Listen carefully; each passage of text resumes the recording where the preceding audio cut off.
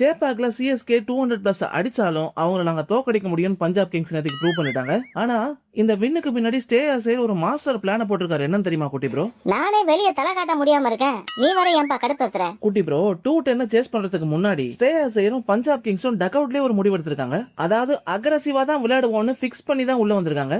அந்த ஸ்ட்ராட்டஜியை ஸ்ரேயாஸ் ஐயர் 2 பேரை வச்சு சூப்பரா எக்ஸிக்யூட் பண்ணிருக்காரு. குதிச்சா தலைகைய தான் குதிப்பன்னு முடிவு பண்ணிட்டு குதிச்சிருக்காங்கன்னு சொல்லுங்க பிக் ப்ரோ. கரெக்ட். அதனால தான் பிரியான்ஸ் ஆர்யா மற்றும் பிரப்சிம்ரன் சிங் கொடுத்த ஸ்டார்ட் சிஎஸ்கே பவுலர்ஸோட கான்ஃபிடன்ஸ் அப்படியே நொறுக்கிடுச்சு. ஜெயிச்சதுக்கு அப்புறம் ஸ்ரேயாஸ் ஐயர் இவங்க 2 பேரும் தான் எங்களோட பாதையை ஈஸியாக்கிட்டாங்கன்னு சொல்லிருக்காரு. வேலு இல்லாம மேட்சே இன்ட்ரெஸ்டா இல்ல, இவங்க வேற நம்மள ஸ்கெட்ச் போட்டு தூக்கிட்டாங்க. இது மட்டும் இல்ல குட்டி ப்ரோ, பஞ்சாப் கிங்ஸோட பேட்டிங் யூனிட் முழுசா ஃபார்ம்ல இருக்கிறது சிஎஸ்கேக்கு பெரிய செட்பேக்கா போச்சு. இதனால தான் 18.4 ஓவர்ஸ்ல மேட்சை ஃபினிஷ் பண்ணி சிஎஸ்கே ஓட bowling யூனிட் அப்படியே சிதற விட்டாங்க. சரி விடுங்க ப்ரோ, நெக்ஸ்ட் மேட்ச்ல பாத்துக்கலாம். அடுத்த மேட்ச் தானே ஆர்சிபி கூட. இதுவும் கடந்து போகும், பாசிட்டிவா இருங்க பிக் ப்ரோ. சிஎஸ்கே வேற என்ன பண்ணா திரும்ப ஃபார்முக்கு திரும்ப முடியும்? கமெண்ட் செக்ஷனை தெரிவிக்க விடுங்க.